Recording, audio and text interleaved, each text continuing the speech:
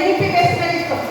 ಈ ವರ್ಕ್ಶಾಪ್ ಕೂಡ NEP base ಮೇಲೆ, ಬರೀ ಶಿಕ್ಷಕರು ಮಾತ್ರ ಕಲಿಸೋದಲ್ಲ, ಈಗ ಶಿಕ್ಷಕರ ಜೊತೆ ಪಾಲಕರು ಕೂಡ ಯಾವ ರೀತಿಯಾಗಿ ಕಲಿಸ್ಬೇಕು ಅನ್ನೋದನ್ನ ಸರ್ ಹೇಳಿದ್ದಾರೆ.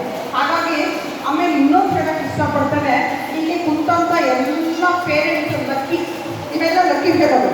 ಯಾಕೆ ಗೊತ್ತಾ, ನಿಮಗೆ ಅವ್ರ ಹತ್ರ ಲೀಸ್ಟ್ ಇಷ್ಟು ಇದೆ, ನಿಮ್ಮಂತೆ ಕಾಯ್ತಾ ಇರೋ ಪೇರೆಂಟ್ಸ್ ನಿಮ್ಮ ಶಾಲೆಗೆ ನೀವು ಲಕ್ಕಿಯಾಗಿ ಬಂದು ಒಳಗಡೆ ಎಂಟ್ರಿ ಆಗಿದ್ದೀವಿ. ಅವರಿಗೆ ಯಾವುದೇ ಐ ಥಿಂಕ್ ಒಂದು 50 ಪೇರೆಂಟ್ಸ್ ಕಾಯ್ತಾ ಇದ್ದಾರೆ ಈ ಶಾಲೆಯಲ್ಲಿ ಸೀಟ್ಸ್ ಇರೋದು. ನಮ್ಮ ಮಗು ಒಂದು ಸೀಟ್ ಸಿಕ್ಕಿದೆ ಅಂದರೆ ಖುಷಿ ಪಡ್ತಾರೆ.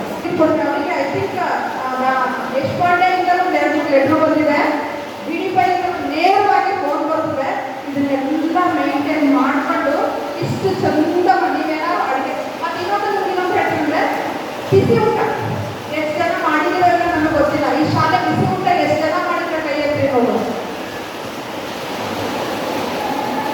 ಈ ಶಾಲೆ ಬಿಸಿ ಊಟ ಮಾಡಿ ಎಷ್ಟು ಜನ ನಾನು ಊಟ ಮಾಡ್ತೀನಿ ಅನ್ನೋ ಕೈ ಎತ್ತಿ. Very good. ಬರೋದಿನ ಊಟ ಮಾಡಿ ಮೆಸೇಜ್ ಮಾಡ್ತಾರೆ. ಈಗ ಅವರು ಇವ್ರಿಗೆ ಮೆಸೇಜ್ ಮಾಡೋದನ್ನು ಕಳ್ಸಿಕೊಡ್ರಿ.